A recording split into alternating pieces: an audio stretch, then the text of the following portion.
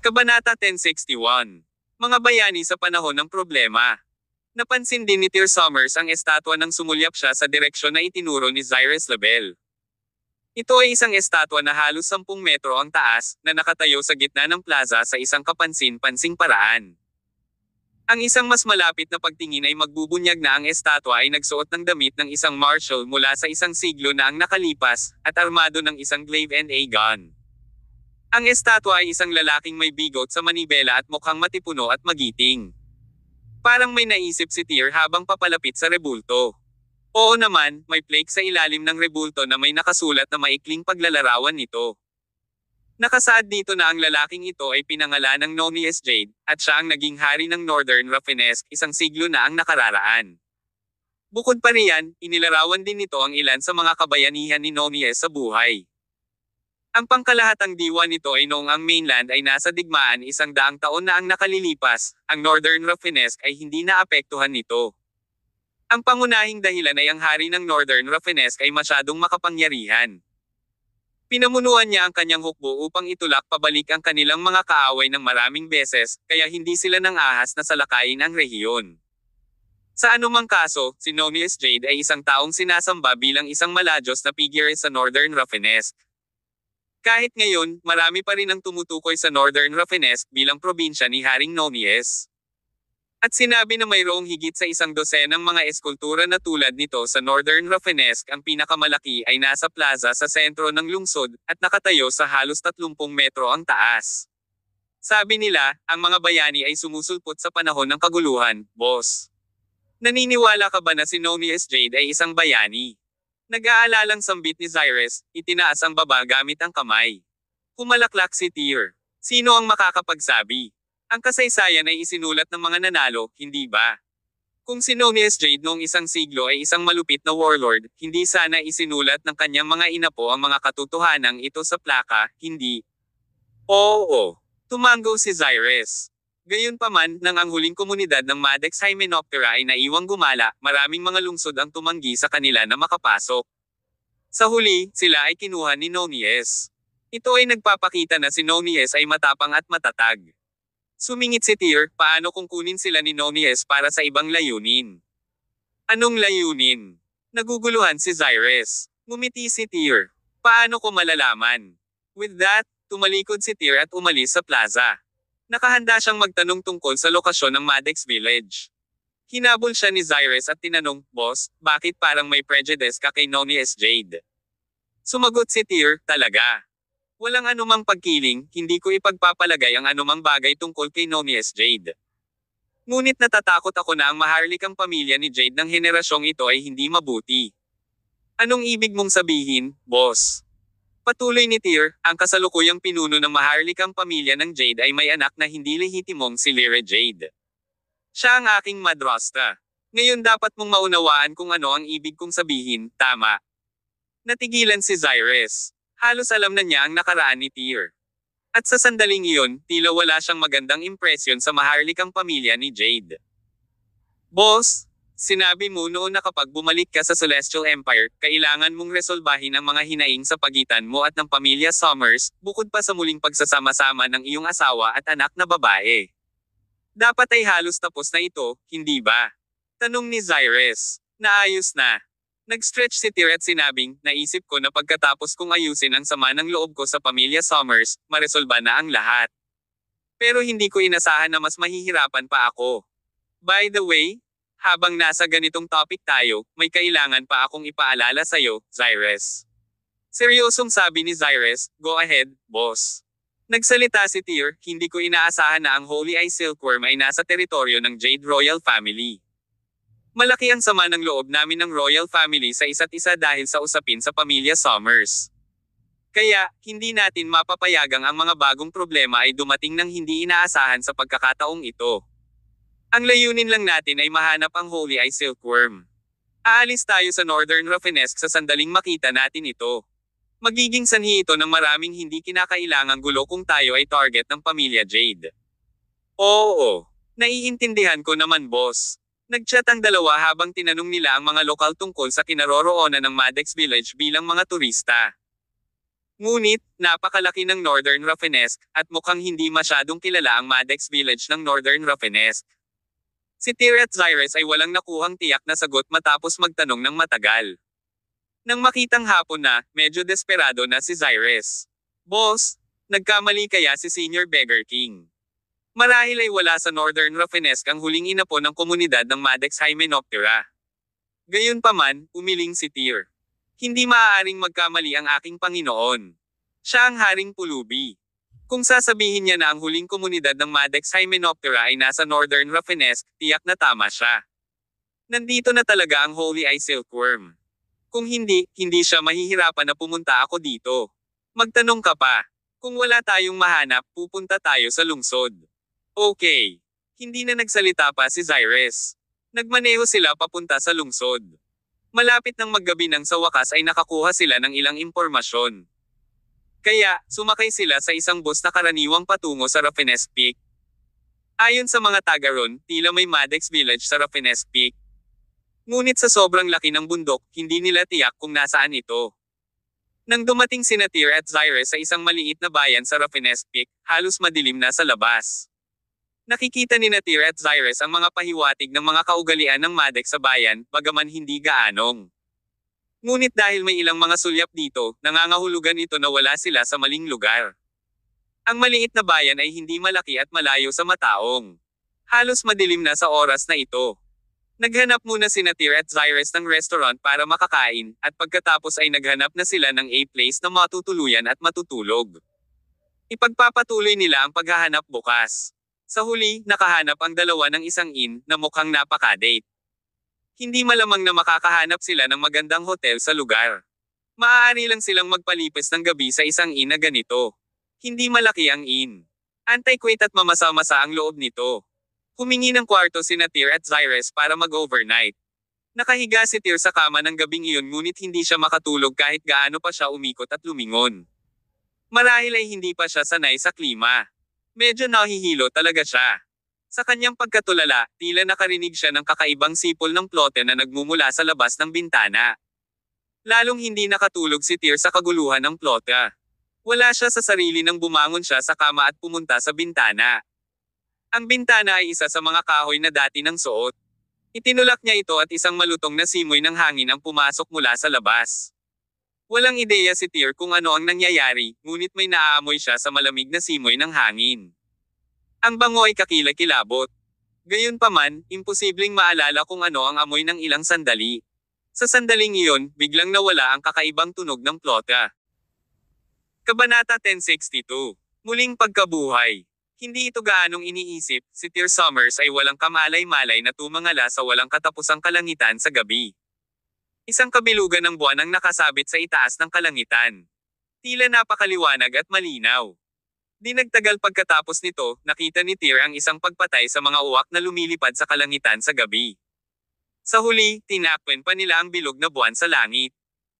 How bizarre, hindi napigilan ni Tyr na bumulong sa sarili nang makita ang eksena. Sa oras na ito, isang masamang premonition ang biglang umusbong mula sa kaibuturan ng puso ni Tyr, at ang hindi maipaliwanag na amoy ay lalong tumindi. Habang lumipad ang malaking pagpatay sa mga uwak na iyon sa buong buwan, ang maliwanag at malinaw na buwan na iyon sa simula ay nakakagulat na naging pula ng dugo sa susunod na segundo. Ito ay isang napakasama na scarlet, ganap na wala sa karaniwan, na para bang ang buwan ay nababalutan ng isang layer ng dugo. Anong nangyayari? Tibok ng malakas ang puso ni Tyr. Hindi pa niya nakita ang ganitong uri ng pulang dugo na buwan. Sa isang iglap, pakiramdam niya ay nakatapak siya sa isang alien na mundo.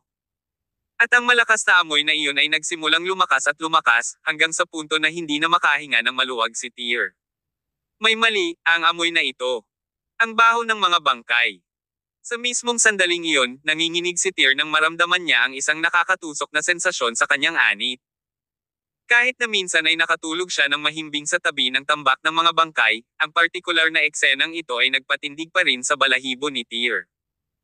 Hindi nagtagal, natuklasan niya ang isa pang problema, ang baho ng mga bangkay ay hindi nagmumula sa labas, ngunit mula sa kung saan sa loob ng kanyang silid. Muli, isang kakaibang tunog ng plota ang tumunog sa tabi ng kanyang mga tainga. Kasabay nito, may iba't ibang uri ng tunog na hinaluan ng musika.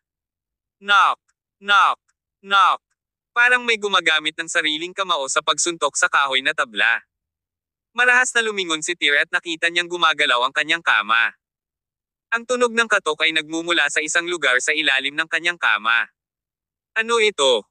Nakaramdam ng matinding takot si Tyr. Hindi naman siguro siya napadpad sa multo, di ba? Gayunpaman, si Tyr ay isang atheist na hindi naniniwala sa Diyos at sa mga multo. Maingat siyang naglakad patungo sa kama kung saan siya natutulog kanina, handang tingnan ito. Gayunpaman, nang makalapit siya sa kama, biglang tumalbog ang buong kama at tumambad sa ilalim nito ang isang bulok na bangkay. Ito ang pinagmulan ng mabahong amoy. Biglang bumangon ang bangkay na iyon. Ako. Nanlaki ang mga mata, nagsimula si Tyr sa kama na may hindi makapaniwalang ekspresyon. Sa sandaling ito, pakiramdam niya ay nagyelo ang lahat ng kanyang dugo. Bilang Palace Master ng Regal Palace, siya ay isang sobrang dalubhasa na may makapangyarihang kasanayan sa pakikipaglaban. Walang maraming magagandang bagay at hindi kapani-pani walang mga pangyayari na hindi niya nakita. Ngunit sa sandaling ito, si Tyr ay tunay na natakot. Isang bangkay na nakahiga sa ilalim ng kanyang kama ang biglang bumangon na parang buhay. Ang sino mang makasaksi ng ganoong eksena ay malalagpasan ng malamig na pawis dahil sa takot. Pagbuhay ng isang bangkay. Wala nang maraming oras si Tyr para isipin kung bakit may bangkay na gagapang palabas mula sa ilalim ng kanyang kama. Sa oras na ito, ang katotohanan na ang bangkay ay bumangon mula sa kamatayan ay sapat na mahirap para sa kanya na tanggapin. Binaba ng bagay ang kanyang pananaw sa mundo. Habang sinusubukan pa ring ay proseso ni Tyr ang lahat, lumingon talaga sa kanya ang bangkay. Naglabas pa ng kakaibang ngiti ang mukha ng bangkay. Ngumiti ba talaga ang bangkay na iyon? Walang malay na napaatras si Tyr. Maya-maya lang ay biglang nagpakawala ng mabangis na dagandong ang bangkay habang tumatalo nito at sumugod kay Tyr. Ano ka? Nagmura si Tyr, sinuntok ang bangkay. Ngunit, sa sandaling iyon, pakiramdam niya ay bumagsak ang buong katawan niya sa walang katapusang kailaliman kaagad. Sa sumunod na segundo, nagmamadaling umupo si Tyr sa kama. Maayos ang lahat sa paligid niya, ngunit ang kanyang likod ay matagal nang nabasa ng malamig na pawis. So, it was a dream. Bakit ako magkakaroon ng kakaibang panaginip? Ginamit ni Tyr ang kamay niya para panasan ang pawis sa noo at huminga ng malalim. Tumingin siya sa paligid at napansin niyang walang kakaiba. Akmang hihiga na siya at matutulog na lang, biglang umalangaw-ngaw ang tunog ng plauta mula sa labas ng bintana at napadpad ito sa kanyang tainga.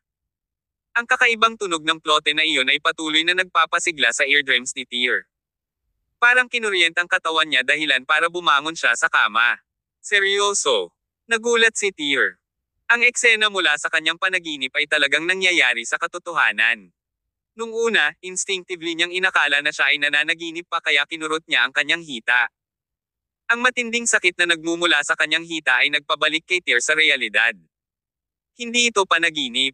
Sa labas ng bintana, patuloy na umalangaw-ngaw ang tunog ng plota. Sabay sugod ni Tyr sa bintana, ngunit biglang huminto ang tunog ng plota. Pagkatapos, tumangala siya sa buwan sa kalangitan sa gabi. Walang kakaiba. Walang mga uwak na lumilipad sa itaas, hindi banggitin, ang buwan ay hindi naging pula ng dugo. Gayunpaman, sa oras na ito, isang kakaibang amoy ang tumagos sa hangin at nalalanghap ni Tyr. Baho ng bangkay. Ayun, siguradong sigurado si Tyr na ngayon lang niya naamoy ang bango ng bangkay. At gaya ng sa panaginip niya, galing ito sa ilalim ng kanyang kama. Kumunat ang noo ni Tyr. Posible bang may bangkay na nakatago sa ilalim ng kama? Marahil ang dahilan ng kanyang kakaibang panaginip ay dahil naamoy niya ang mabahong amoy na iyon habang siya ay natutulog. Huminga ng malalim si Tyr bago siya maingat na lumapit sa kama. Gamit ang kanyang telepono bilang isang flashlight, bumaba siya sa sahig at sinundan ang trail ng liwanag upang tingnan ang ilalim ng kama. Sa sumunod na segundo, kinilabutan si Tyr. Gaya nga ng nahulaan niya, may bangkay nga na nakatago sa ilalim ng kama na kanyang tinulugan. Gayunpaman, ang bangkay na ito ay hindi kasing kilabot ng nasa panaginip niya. Ang buong katawan ng bangkay ay nababalot ng itim na tela na may lamang mata at bunganga nito ang nahayag. Ano ito, pinapapatay ba ng ina ito ang mga bisita nito? Marahas na tumayo si Tyr, ready to go wake Cyrus Lebel up. Noon lang, ang kakaibang tunog ng plote ay muling nagmula sa labas ng bintana. Sa sumunod na segundo, nakita ni Tyr ang isang nakakatakot at kakaibang eksena. Pinaramdam pa nito sa kanya na parang may ginaw na dumadaloy sa kanyang gulugod. Nakita niya ang katawan na natatakpan ng itim na tela na dahan-daang gumagapang palabas mula sa ilalim ng kama. Ako. Pinagmasdan ni Tyr ang bangkay na gumagapang palabas mula sa ilalim ng kama ng ilang sandali. Maliban sa pakiramdam ng pamamanhid sa kanyang anit, nakaramdam din siya ng sobrang kaba. Kahit na ang mga bagay na kasing katawa-tawa ng muling pagkabuhay ng mga bangkay ay maaaring mangyari sa mundong ito. Ano man ang mangyari, si Tyr ang Palace Master ng Regal Palace at isang Supreme Fighter. Ang isang bangkay ay hindi kayang takutin ang kanyang talino. Ilang beses siyang huminga ng malalim. Paulit-ulit na naglalaro sa kanyang isipan ang eksena sa panaginip niya ng bangkay na sumunggab sa kanya. Sa totoo lang, dahan-daang tumayo ang bangkay na natatakpan ng itim na tela at ibinaling ang nakapikit nitong mga mata sa direksyon ni Tyr. Wala akong pakialam kung tao ka o bangkay o multo. How dare you play this trick in front of me, Tyr Summers? Are you seeking your own death? Kabanata 1063. Dark Corp Spell. Hindi nagalinlangan ng ilang sandali, kinuha ni Tyr Summers ang kanyang armor dagger at hinampas ito sa ulo ng bangkay. Subalit, saktong tutusukin ng punyal ni Tyr ang bangkay ay bumukas ang pinto ng kwarto ni Tyr. Boses ni Zyrus Label mula sa likuran niya, "Boss, don't." Nang marinig ang kanyang boses, likas na binawi ni Tyr ang punyal. Sa kasamaang palad, dahil sa talas ng punyal, nag-iwan pa rin ng hiwa ang talim nito sa bangkay. Sa susunod na segundo, ilang itim na gas ang kaagad na lumabas mula sa hiwa. Sa malapit na inspeksyon, masasabi ng isa na ang itim na gas ay talagang binubuo ng ilang maliliit na mga insekto. Kaagad, ang mga insektong iyon ay dumagsa patungo kay Tyr. "Mag-ingat ka, boss." Nagpakawala ng mahinang dagandong, ikinaway ni Zyrus ang kanyang mga kamay at isang turquoise na liwanag ang kumikinang sa pagitan ng kanyang mga palad. Sa sumunod na segundo, nilamon ng turquoise light na iyon ang mga itim na surot bago ibinalik sa kanyang manggas. "Pumunta ka." Hinawakan ni Zyrus ang kamay ni Tyr habang mabilis silang lumabas ng kwarto. Sa kabilang banda, natarante si Tyr dahil hindi niya maintindihan ang nangyayari dito. "Zyrus, anong nangyayari? Anong nangyayari?" Tanong ni Tyr habang sinusundan si Zyrus patungo sa hagdan. Kung sa bagay, hindi lang sina Tyr at Zyrus ang tumatakbo pababa.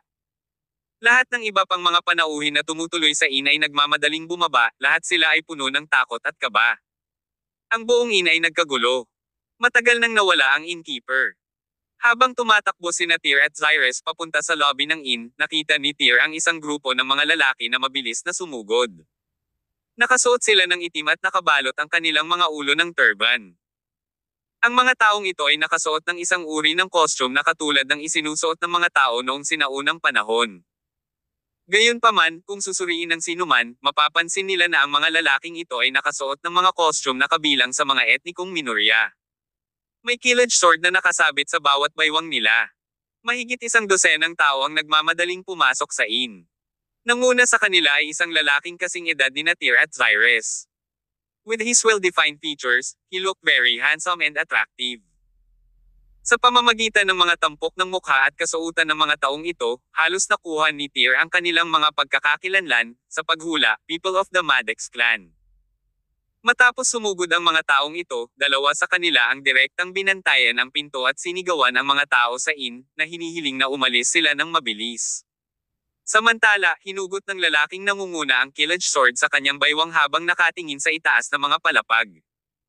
Nagkataon na si Tyr at Zyrus ay nakatayo sa hindi kalayuan sa lalaking ito, at kasalukuyang nasa harapan niya. Sa pagkakataong ito ay nakatutok ang tingin ng lalaki sa katawan ni Zyrus. Marahil ay dahil medyo katulad niya at ng grupo niya ang hitsura nito, o dahil naakit ang lalaking ito sa kagandahan niya sa unang tingin, hindi niya naiwas ang sulyapan si Zyrus. Nang sumulyap si Tyr kay Zyrus, napagtanto niyang nakatitig din ang dalaga sa lalaking iyon nang hindi kumukurap. Nahuhumaling sa kanyang kagwapuhan. Bulong ni Tyr na nang-aasar sa kanya. Nang bumalik sa kanyang katinoan, si Zyrus ay magiliw na sumagot, "Boss, anong pinagsasabi mo?" Sa sandaling iyon, ang lalaki ay lumapit sa kanila at humiling, "Kayong dalawa, mangyaring magmadaling umalis sa bahay tuluyan. Malapit nang magkaroon ng matinding labanan dito." Dahil sa sitwasyon, hindi nararapat na tanungin ni Tyr kung ano ang tungkol sa sitwasyon. Kaya naman, umalis na siya sa inn as soon as possible, kasama si Zyrus. Ngunit, medyo malabong nahulaan ni Tyr ang buong kwento sa loob ng kanyang puso. Ang mabangis na labanan na binanggit ng lalaking ito at ang presensya ng grupong ito ng mga tao ay dapat na kahit papaano ay may kaugnayan sa muling nabuhay na bangkay sa silid ni Tyr. Habang tumatakbo ang dalawa palabas ng inn, narinig nila ang isang dumadagendong na nagmumula sa loob, Black Scorpius, di ka makakatakas today. Kasabay ng nakakabinging dagendong, biglang naging magulo ang sitwasyon sa loob ng inn. Para bang nagsimula ang isang malawakang labanan. Naglakad sina Tyr at Zyrus patungo sa pinto at pinakinggan ang mga tunog ng labanan na nagmumula sa loob. May bakas pa rin ng pagkalito ang nakasulat sa buong mukha ni Tyr. Zyrus, anong nangyayari? Medyo kumalma siya at nagpaliwanag, boss, ang mga core na nakita mo kanina ay dapat na resulta ng Dark Corp spell. Dark Corp spell? Naguguluhang tanong ni Tyr. Ano ba yan? Sumagot si Zyrus, ito ay isang uri ng napakasamang Madex Kadoko spell. Ang ilang masasamang Kadoko practitioner ay nagpino ng isang uri ng parasito. Pagkatapos ng proseso ng pagpino, inilalagay ng practitioner ang mga parasito na iyon sa isang bangkay, gamit ito bilang sisidlan para sa mga parasito. Susunod, ang mga parasito sa bangkay ay patuloy na nangingitlog, sa huli ay kukunin ang bangkay at pinapayagan ang practitioner na kontrolin ito. Sa pamamagitan ng pagkontrol sa mga parasito, ang pagmamanipula ng bangkay ay maaaring makamit. Dahil sa katotohanan na ang bangkay ay patay na, hindi ito matatakot sa kamatayan sa labanan, at ang ilang mga napakalakas ay maaari pang umabot sa isang estado ng kawalan ng karamdaman. So diabolic. Sabi ni Tyr na parang nabaligtad lang ang worldview niya. Hindi naman sa hindi pa na-encounter ni Tyr si Madex Kadoko, kaunti lang ang pagkakataon niya na ma-expose sa ganitong bagay. Gayunpaman, mula sa kaibuturan ng kanyang puso, nais lamang ni Tyr na lumayo sa mga bagay na tulad nito. Sa pamamagitan ng kanyang personal na karanasan ngayong gabi, pakiramdam niya ay isang pinto sa isang bagong mundo ang binuksan para sa kanya. Zyrus, ibig bang sabihin ay nandito na ang Madex lineage na pinuntahan natin sa Northern Rafinesque? Dapat lang. Tumango si Zyrus, ngunit ang kanyang ekspresyon ay mukhang napakaseryoso. Nang makita ni Tyr ang ekspresyon ng mukha nito, nagtanong ito, Zyrus, ano bang nangyayari sa'yo? Umiling siya at nagpaliwanag, wala naman, boss. Parang hindi ako makapaniwala. Nabasa ko lang ang tungkol sa Dark Corp spell sa isang spellbook na naiwan ng lolo ko. Gayunpaman, walang anumang detalyadong record doon, basta-basta lang itong binanggit. Ang ganitong uri ng evil spell ay palaging umiiral sa mga sinaunang alamat. Sa pangkalahatan, ang pamana ng spell na ito ay dapat mawala sa panahong ito. Hindi ko inaasahan na masasaksihan ko ang ganitong uri ng spell sa aking sariling mga mata ngayon. Sinabi ni Tyr, kailangan ng lahat ng uri upang makagawa ng isang mundo. Dahil nabasa mo ang talaan ng spell na ito sa iyong spellbook, pinatutunayan nito na dapat itong umiiral, kaya hindi ito eksaktong isang malaking bagay. Ngunit pagkatapos kong pakinggan ang iyong mga salita, sigurado ako na ang ganitong uri ng Dark Corp spell ay talagang ginamit ng isang taong may masamang hangarin. Yung mga lalaking kakapasok lang ay narito siguro para usagin ang masamang Kadoko practitioner. Malamang, ang mga lalaking iyon ay ang tunay na inapo ng Madex. Posible naman. Tumango si Zyrus at hinimok, boss, magtago tayo sa isang lugar at tingnan natin kung ano ang mangyayari. Okay. Nang walang karagdagang talakayan, naglakad ang dalawa sa gilid at pinagmasdan ang sitwasyon na nangyayari sa inn. Sa oras na ito, halos tumakas na ang lahat ng bisita sa loob ng inn. Walang laman ng kalye, si Tyr at Zyrus lang ang nakatayo dito. Sa loob ng inn, palakas ng palakas ang ingay ng away. Paminsan-minsan, nakarinig pa sila ng isang napakakakaibang dagendong, na para bang ang dagendong ay nanggaling sa kailaliman ng hukay. Kabanata 1064. Dugo. Nakatayo sa labas sina Tyr Summers at Zyrus Label sa oras na ito, kaya hindi alam ng dalawa kung ano ang nangyayari sa loob ng inn. Makalipas ang mga 5 o 6 na minuto, biglang naging madilim ang ekspresyon ni Zyrus. Pagkatapos noon, lumitaw ang isang maliit na gintong ahas sa kanyang braso. Sa sumunod na segundo, naging dugo ang mga mata ng maliit na ahas. Zyrus, anong nangyari sa maliit mong gintong ahas? Tanong ni Tyr. Sumimangot si Zyrus at nagpaliwanag, boss, napaka-espiritual ni Goldie. Pangunahing ginagamit ko ito para iwaksi ang mga sumpa ni Kadoko. Ngunit nakikita na ito ay nabalisa, nangangahulugan ito na ang ahas ay nakakaramdam ng isang bagay na lubhang masama. Ito ay masamang balita, boss. Mabilis na umatras, ang bagay na nilikha ng Dark Court spell ay lalabas. Habang sinasabi ni Zyrus ang mga katagang iyon, patuloy niyang hinihila si Tyr paatras hanggang sa tuluyan na silang umatras sa kabila ng kalsada. Sa oras na ito, isang putok ang tumunog mula sa ikalawang palapag ng inn. Nasulyapan nila ang isang figure na sumisigaw at bumagsak sa hangin, na mabigat na bumagsak sa lupa. Kaagad pagkatapos nito, isang itim na silhouette ang nakitang tumalon pababa mula sa gusali, na sinundan ng ilang tao. Ang pangalawang silhouette na tumalon pababa ay ang same na bangkay na lumitaw sa kwarto ni Tyr kanina. Sa oras na ito, ang bangkay ay parang buhay. Hindi lamang ito nagtataglay ng superhuman strength, ang bilis ng paggalaw nito ay napakabilis din. Kasabay nito, narinig din ng dalawa ang kakaibang tunog ng plauta na nagmumula sa loob ng inn. Kaparehong tunog ng flute ang narinig ni Tyr kanina. Napakalakas ng Dark Kedoko practitioner, sabi ni Zyrus. Baka sa mukha niya ang pagtataka habang pinagmamasdan kung paano natamba ng bangkay ang ilang lalaki sa lupa sa isang iglap. Sunod-sunod na tumalon ang mga miyembro ng Maddox clan sa bintana ng inn. Noong una, 3 o 4 na lalaki lang ang naglalaban, hindi sila kalaban sa bangkay ng Kedoko na iyon. Ngunit pagkatapos ng 6 o 7 lalaki na nagsama-sama upang labanan ito, sa wakas ay nauwi sa tabla ang laban. Ngunit, ang sitwasyong ito ay pansamantala. Sa lalong madaling panahon, habang ang tunog ng plote ay lumalakas ng higit at mas marahas, ang bangkay ng Kedoko ay kumilos na mas agresibo. Sa isang kisap mata, isa pang miyembro ng Maddox clan ang natamba sa lupa.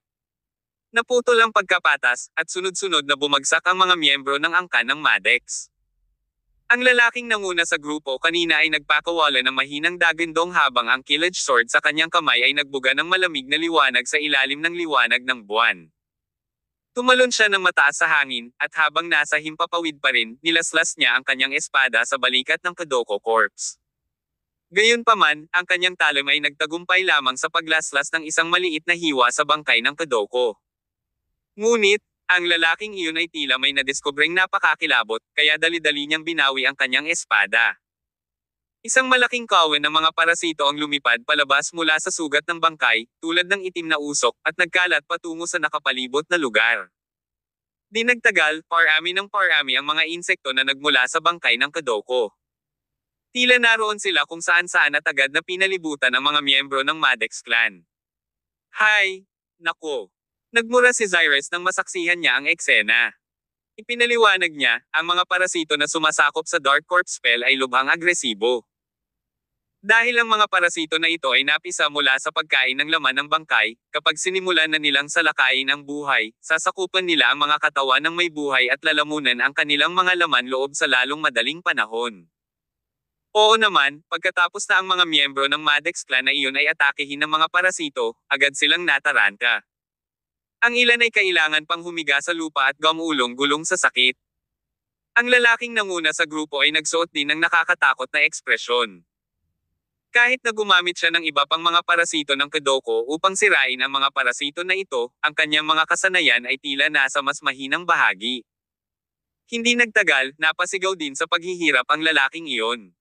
Lumingon si Zyrus kay Tyr at nagtanong, "Boss, I want to go over and help them.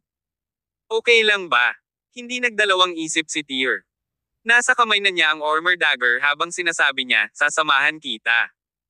"No way," tinanggihan kaagad ni Zyrus ang alok niya. "Boss, ang iyong kakayahan sa pakikipaglaban ay talagang mas mahusay kaysa sa akin, ngunit kailangan ng isang Kedoko practitioner upang harapin ang ganitong uri ng lason ng Kedoko. Kung itataya mo ang iyong buhay sa pamamagitan ng pagsali sa labanan, ito ay magiging mapanganib para sa iyo." Walang ibang sinabi si Tyr. Sa katunayan, gusto niyang magmadali upang subukan kung gaano kalakas at epekto ang lason ng Kedoko na iyon. Pagkatapos ng lahat, salamat sa pagsasanay ni Beggar King. Matagal nang immune sa lason ang katawan ni Tyr. Gayunpaman, hindi siya sigurado kung magiging epektibo o hindi ang kanyang tinatawag na invulnerability sa lason laban kay Maddox Kedoko. Dahil sinabi ni Zyrus, hindi na idiniin pa ni Tyr ang bagay na iyon at tumabi na lang pansamantala. Sa oras na ito, sumugod si Zyrus patungo sa combat zone. Habang naglalakad siya pasulong, naglabas siya ng bote mula sa kanyang bag. Nang mabuksan ang bote, hindi mabilang na gamo-gamo na naglalabas ng berdeng ilaw mula rito. Sa dilim ng gabi, ang mga gamo-gamo na iyon ay parang mga alitaptap na naglalabas ng nakasisilaw na berdeng liwanag. Di nagtagal, ang kumikinang na berdeng mga gamo-gamo ay nagpistehan sa mga itim na parasito sa hangin. Habang ang ilan sa mga parasito ay nakabaon sa mga katawan ng mga miyembro ng Maddox clan, hindi nagtagal at isa-isang nakabangon ang mga taong nasa sakit. At sa mga oras na ito, nakakuyom si Zyrus ng kamao habang sumusugod sa bangkay ng Kadoko para umatake. Siya ay lubos na hindi natatakot sa mga parasito na lumipad palabas sa katawan ng bangkay.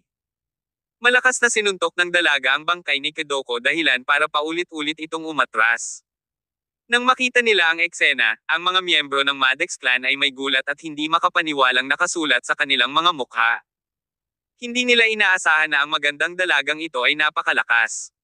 Bilang isa sa 18 general ng Regal Palace, si Zyrus ay maaaring ituring na isang makapangyarihang manlalaban, sa kabila ng kanyang mga kasanayan sa pakikipaglaban na nasa pinakababa sa kanyang mga kapantay. Dahil sa bilis at lakas nito, matagal nang natalo ni Zyrus ang bangkay na iyon kung ordinaryong tao lang. Sa kasamaang palad, ang bangkay ng Kadoko na ito ay hindi isang tao. Isa itong manipuladong bangkay. Kaya naman, kahit matagal nang sinasabog ni Zyrus ang katawan nito, wala pa rin siyang magawa dito. Nang mapansin niyang hindi maganda ang sitwasyon, sumigaw ng malakas ang pinuno ng angkan ng Maddox, umakyat tayo dyan at tulungan siya. Gayunpaman, nang ang grupo ng mga miyembro ng angkan ng Maddox ay malapit ng sumugod upang tulungan siya, si Zyrus ay nagmamadaling sumigaw, huwag kayong lalapit. Hindi ninyo kayang harapin ang mga parasito ng Kadoko sa loob ng bangkay na ito. Ipasok mo ako sa gulo. Sa ilang sandali, ang mga taong Maddox na ito ay natigilan. Dapat silang ituring na mga eksperto sa kanilang sariling nayon. Ngayon, isang dayuhang babae ang nagsasabi sa kanila na ay dedala nila siya sa gulo. Walang sino man ang magiging maganda sa komentong iyon pagkatapos ng lahat, ang mga miyembro ng angkan ng Maddox na ito ay ang mga lehitimong nagmana ng sining ng Kadoko ng komunidad ng Hymenoptera. Pero ang totoo ay gaya ng sinabi ni Zyrus. Kung ang mga miyembro ng angkan ng Maddox na ito ay sumama upang tumulong, lalo lang nilang pahihirapan siya. Napapaligiran si Zyrus ng isang malaking grupo ng mga berdeng gamo-gamo para protektahan ang sarili mula sa mga itim na insektong iyon. Sa kasamaang palad, hindi niya mapatay ang bangkay ng Kadoko na iyon, na nagresulta sa pagkapatas ng dalawang panig ng ilang sandali. Habang ang bangkay ng Kadoko ay hindi nagpakita ng anumang mga palatandaan ng kahinaan, ang pisikal na lakas ni Zyrus ay naubos ng malaki. Nang patuloy na natigil ang dalawang panig, sa wakas ay hindi na nakayanan ni Tyr ang paningin. Mabilis na lumipat sa kinalalabanan ni Zyrus, nagpaputok siya ng suntok na tumama sa dibdib ng bangkay ng Kadoko. Kabanata 1065. Xanthus Miriam. Ang lakas ng kamao ni Tyr Summers ay hindi na kailangan pang paliwanag. Nang basagin niya ang kamao niyang iyon, may lumabas na butas sa dibdib ng bangkay ng Kadoko. Ang tanawin ay hindi kapani-pani walang nakakatakot pagmasdan. Kung tao lang, napatay na sana ito sa suntok ni Tyr. Gayunpaman, ang bangkay ng Kadoko na ito ay hindi mamamatay. Nabasag man ng suntok na iyon ni Tyr ang dibdib nito, nanatili itong buhay at sumipa. Ano ito, pagmumura ni Tyr? Nagpakawala ng mahinang dagandong, nagpakawala siya ng sunod-sunod na suntok, na binasag ang kanyang kamao sa katawan ng bangkay ng Kadoko. Sa bawat suntok na damapo sa katawan ng bangkay, isang butas ang nilikha ni Tyr. Gayunpaman, ang bangkay ay hindi naapektuhan kahit kaunti ng mga nakamamatay na pinsalang iyon. Sa kabaligtaran, maraming mga itim na parasito ang lumipad palabas mula sa katawan ng bangkay at dumagsa patungo kay Tyr. Agad namang naglabas si Zyrus Label ng mas maraming berdeng gamo-gamo para lumunin ang mga itim na parasito na iyon. Zyrus, anong gagawin natin ngayon? Habang nagsasalita si Tyr, ginamit niya ang Ormer Dagger para hiwain ang tuktok na bahagi ng bungo ng bangkay ng Kadoko. Sa kasamaang palad, ang bangkay na iyon ay puno pa rin ng lakas at sigla. Boss, itulak mo si Goldie sa katawan nito, sigaw ni Zyrus sabay hagis ng maliit na gintong ahas sa kamay niya kay Tyr. Hinawakan ni Tyr ang maliit na gintong ahas sa kanyang mga kamay.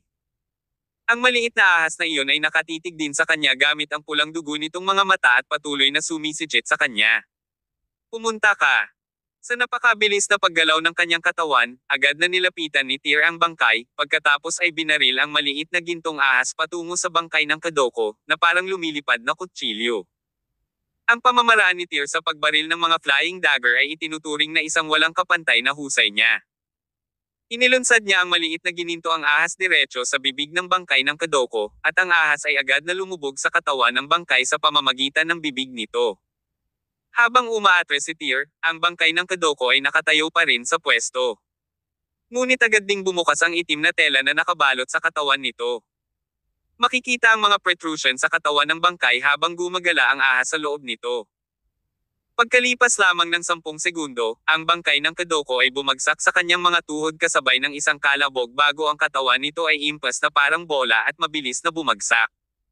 Ang eksena ay lubhang kakaibang panoorin. Maging si Tyr ay nakaramdam ng kilabot sa kaibuturan ng kanyang puso habang nasasaksihan ang eksena. Di nagtagal, ang bangkay ng Kadoko ay hindi hihigit sa isang masa ng bulok na karne sa lupa. Samantala, isang malaking bilang ng mga itim na parasito ang patuloy na lumipad palabas mula rito. Nagmamadaling sumugod si Zyrus at ginamit ang mga berdeng gamo-gamo sa kanyang mga kamay para lumunin ang mga itim na parasito na ito. Kasabay nito, nagsindi siya ng apoy at agad na sinunog ang bangkay ng Kadoko. Ang tunog ng kaluskos mula sa pagkasunog ay katulad ng tunog ng mga paputok. Ang nakakatakot na tunog ay nakadarama ng panginginig sa kanilang gulugad sa sinumang makarinig nito. Matapos kunin ang kanyang maliit na gininto ang ahas, mabilis na umatras si Zyrus at naglakad papunta sa kinatatayuan ni Tyr. Boss, nasaktan ka ba sa mga Kadoko parasite na iyon? Ngayon lang, nang pumunta si Tyr upang labanan ang bangkay ng Kadoko, nakita niya ang isang malaking bilang ng mga parasito na lumilipad patungo sa katawan ni Tyr. Kahit na nagpadala siya ng kanyang mga berdeng gamo-gamo para tulungan siya, marami pa rin ang nakalapit sa kanyang katawan. Gayunpaman, sa oras na ito, natuklasan ni Zyrus ang isang bagay na hindi kapanipaniwala. May ilang parasite sa katawan ni Tyr, at medyo marami sa kanila ang nakatikip sa kanyang balat. Gayunpaman, ang kakaiba ay wala sa mga insektong ito ang nakapasok sa katawan ni Tyr. Sa kabaligtaran, lahat sila ay namatay sa sandaling nadikit sila sa kanyang balat. Anong problema, Zyrus? Tanong ni Tyr na walang malay na nanginginig ang katawan. Noon niya lang napansin na maraming parasito ang nalalaga sa kanyang katawan. Sa katunayan, ilang daan sa kanila ang nahulog sa kanya. Tanong ni Zyrus, Boss, bakit hindi ka masasaktan ng mga parasito na ito? Medyo nalilito din si Tyr sa sarili niya. Ganun ba? Hindi ko napansin. Hindi ba dahil pinrotektahan ako ng mga green Kadoko insects mo? Ilang sandali pa ay medyo natarante rin si Zyrus. Ganun ba? Dahil hindi maintindihan ang nangyayari, sa wakas ay kinailangan na lang niyang sumang-ayon sa haka-haka ni Tyr, siguro. Wala sa kanila ang masyadong nag-isip tungkol sa isyong ito. Ito ay hindi tulad ng Tyr ay isang Kadoko practitioner. Wala siyang alam tungkol kay Kadoko, kaya hindi na kailangang pag-isipan ang isyu ng masyadong mahaba. Sa oras na ito, ang bangkay ng Kadoko at ang mga itim na parasito ay nasunog na lahat at naging abo ng apoy na inilabas ni Zyrus. Ang tunog ng plote na umalangaw-ngaw sa buong gabi ay biglang huminto. Sa isang sulok ng ikalawang palapag ng inn, may hawak na plote sa kanyang kamay ang isang misteryosong lalaking nakasuot ng itim na damit. Sa isang mabangis na tingin sa kanyang mukha, tinitigan niya ng masama ang nangyayari sa harap ng kanyang mga mata. Kung titignan ay isa-isang naglalabasan ang mga ugat sa kanyang noo, halatang galit na galit siya. Gayunpaman, wala siyang nagawa kundi ang manood. Inalis ng misteryosong lalaki ang kawayan na plote sa kanyang kamay at mahinang umungol, magbabayad kayong lahat. Pagkatapos, tumalikod siya at nawala sa gabi. Sa oras na ito, tila napansin ng isang miyembro ng angkan ng Madex ang paggalaw mula sa inn at sinabing, nakaalis na si Black Scorpius. Akmang hahabulin niya ang misteryosong lalaki nang sunggaban siya ng kanyang pinuno. Hindi na kailangang habulin siya. Hindi na natin siya mahuhuli ngayon. Nawasak na ang bangkay niya ng Kadoko. Hindi na siya maaaring magdulot ng gulo. Dapat nating pauwiin kaagad sa nayon ang mga nasugatan na angkan. Tawagan ng sasakyan, payo ng pinuno. Okay. Habang inilabas ng isa sa mga clansmen ng Madex ang kanyang telepono para tumawag para sa transportasyon, ang pinuno ay lumapit kina Tyr at Zyrus. Binati niya sina Tyr at Zyrus ayon sa kaugalian ng kanyang angkan, saka sinabing, Hello, my name is Xanthus Miriam. Thank you both for your help. Pagkasabi niyo ay tinitigan ni Zantes si Cyrus at tinanong, Miss, part ka rin ba ng Hymenoptera community? Bakit hindi pa kita nakilala? Natigilan si Cyrus. Medyo kinabahan talaga siya nang makausap niya itong gwapong binata na tinatawag na Zantes. Ang batang babae na ito ay isa sa 18 general ng Regal Palace. Habang nasa ibang bansa, minsan pa nga siyang nabigyan ng mga palayaw tulad ng The Wicked Witch at Goddess of Destruction. Gayunpaman, sa sandaling ito, talagang namumula siya. Nang makita siyang ganoon, hindi napigilan ni Tyr ang pagtawa. Pinanangkitin ng mata si Tyr, lumingon si Cyrus kay Zantes at nagpaliwanag, hindi ako taga rito, ngunit ang mga ninuno ko ay taga Maddox. Dahil sa digmaan na sumiklab 100 taon na ang nakalilipas, ang aking mga ninuno ay tumakas sa ibang bansa. Napulot lang ako ng mga piraso at mga piraso ng sining ng Kadoko kung nagkataon mula sa isang spellbook na iniwan ng aking lolo sa tuhod. Miss, ikaw ay masyadong mahinhin. Ang iyong Kadoko skills ay halos umabot na sa isang makadyos na antas. Kung ang iyong mga kasanayan ay mababaw lamang, kung gayon kami ay jack of all trades ngunit master of none, sagot ni Zantes. Sa oras na ito, tila nasasabik siya habang nagpatuloy, mukhang 100 taon na ang nakalilipas, nagmula kami sa iisang pamilya. Nagmula rin ang aming nayon sa rehiyon ng Maddox. Upang makatakas sa digmaan 100 taon na ang nakalilipas, ang aming mga ninuno ay nagmula rin sa rehiyon ng Maddox. Tumakas sa lugar kasama ang kanilang kaalaman sa sining ng Kadoko. Mamaya, pagkatapos lang namin matanggap ang pag-aproba ng maharlikang pamilya ng Jade ay nagkaroon kami ng matutuluyan, dito sa Northern Rafinesque, ang probinsya ni King Nonies.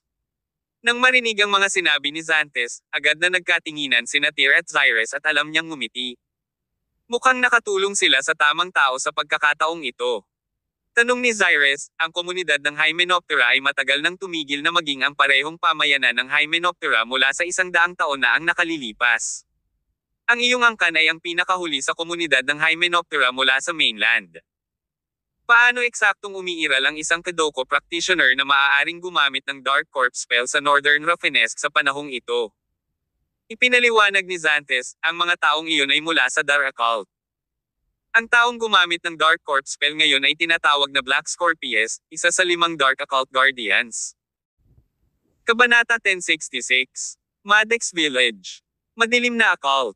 Naguguluhan si Cyrus Label. Bakit hindi ko pa narinig ang Dark Occult na ito? Hindi ito naitala sa spellbook na iniwan ng lolo ko. Sumagot si Zantes Meriem, ang madilim na occult na ito ay lumitaw lamang nitong mga nakaraang taon. Sa simula, ang kanilang pinuno ay isang elder ng aming nayon. Ilang taon na ang nakalilipas, lihim niyang pinag-aralan ang bawal na spellbook mula sa aming nayon at armado ng Dark Occult Witchcraft. Nang maglaon, nang matuklasan ang bagay na ito ng isa pang matanda sa aming nayon, nabahala siya sa parusa at umabot sa pagpatay. Ang matanda na nakaalam sa kanya. Pagkatapos niyang tumakas sa aming village, sinimulan niya ang kanyang bagong sekta at itinatag ang Dark Occult.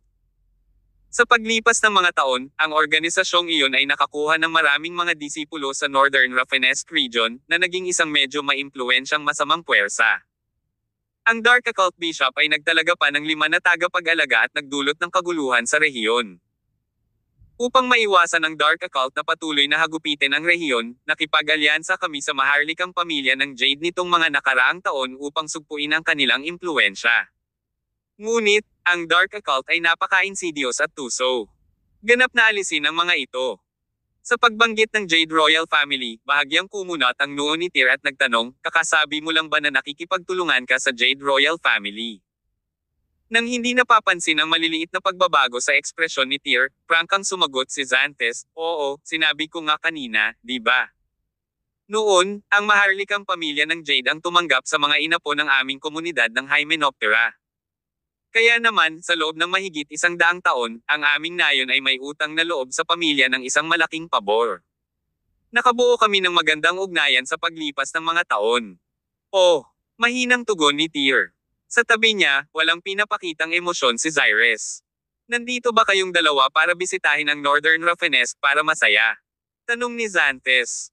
Bago lubusang linawin ang background at kalikasan ng kabilang partido, sina Tyr at Cyrus ay natural na hindi pa dalos-dalos magsalita ng kanilang tunay na layunin sa pagbisita sa Northern Rafinesque. Kung ang kanilang tunay na intensyon ay nalantad ng maaga, maaari pa itong humantong sa maraming hindi kinakailangang problema. Tumango si Tyr at sumagot, "We came to Northern Rafinesque for travel this time." Nagkataon lang na nabalitaan ni Zyrus na maaaring nandito sa Northern Rafinesque ang mga inapo ng Hymenoptera community. So, we decided to come here to take a look. We didn't expect na kaya nagkataon na makakasagasa kayo. Oh, it was a fated meeting then. Sumaludo si Xanthes sa kanilang dalawa at masigasig na nagpatuloy, "Kung hindi dahil sa inyong dalawa ngayon lang, natatakot ako na baka lahat ng ating mga kapatid ay napatay dito ngayon. I am grateful to you two and would like to invite you to be our guest in the village. If you two don't mind, pwede kayong sumama sa amin mamaya." Syempre sabik dito sina Tyr at Zyrus kaya hindi na sila tumanggi. Oo nga pala, mahirap maghanap ng ina matutuluyan ngayong gabi na.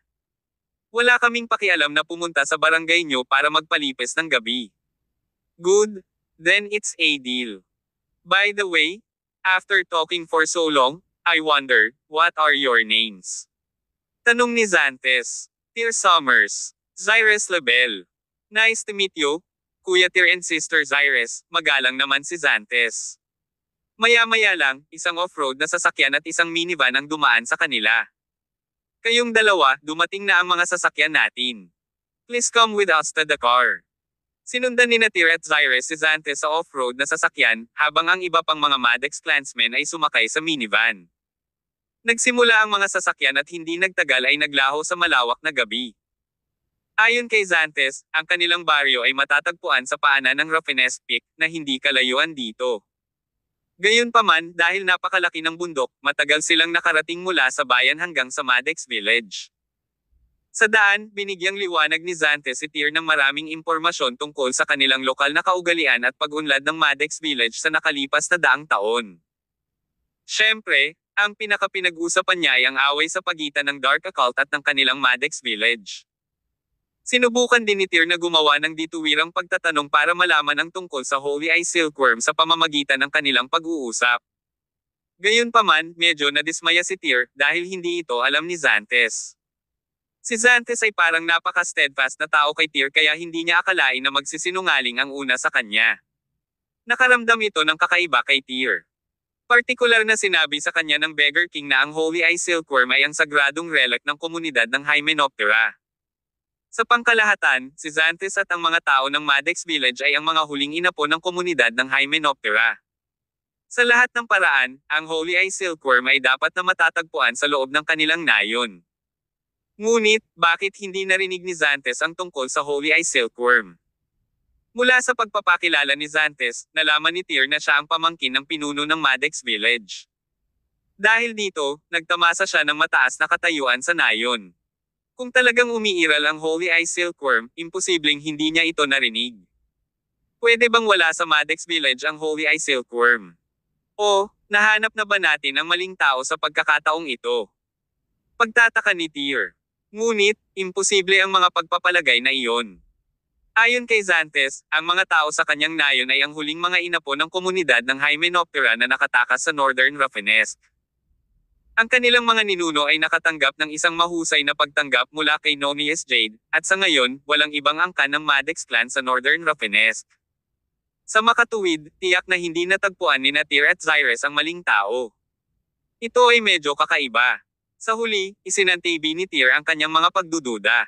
Siya ay may ganap na pananampalataya sa kanyang amo. Dahil sinabi sa kanya ng Beggar King na ang Holy Eye Silkworm ay matatagpuan sa Northern Rafinesque, hindi siya maaaring magkamali. Posibleng ang Holy Eye Silkworm ay isa sa mga sekreto ng komunidad na kahit si Xanthes ay hindi alam. Matapos ang halos isang oras na pagmamaneho, dumating sa wakas si Tyr at ang iba pa sa pasukan ng Maddox Village, na matatagpuan sa paanan ng Rafinesque Peak. Ang lahat ay katulad ng mga eksenang ipinakita sa mga pelikula at drama sa telebisyon. May malaking gate sa harap ng Maddox Village. Paglampas sa pasukan, maraming mga sinaunang bahay, na ang laki ng nayon ay katamtaman. Gayunpaman, sa unang tingin, masasabi ng isa na marahil ay daan-daan o libu-libong pamilya ang naninirahan dito, at ang kabuuang bilang ng mga taga-nayon ay malamang na umabot sa ilang libo sa kanila. Sa nakalipas na daang taon, ang Maddox Village ay umunlad sa kasalukuyang laki nito sa isang banyagang lugar. Ang kanilang pag-unlad ay maaaring ituring na medyo mabilis. Sa kasalukuyan, halos alas 11 na ng gabi, ngunit hindi pa natutulog ang mga taga-nayon ng Maddox. Parang may hinihintay silang babalik. Walang duda na hinihintay nila si Xantes at ang kanyang mga tauhan. Ngayon, lumabas sila upang harapin ang Dark Occult, inilalagay ang kanilang buhay sa linya. Pagbalik nila sa nayon, natural na tumanggap sila ng mainit na pagtanggap.